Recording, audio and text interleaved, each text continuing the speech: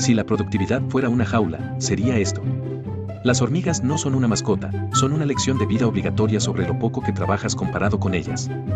Este boludo colectivo te mira desde el cristal, pero ninguna te ve a ti, solo ven más trabajo.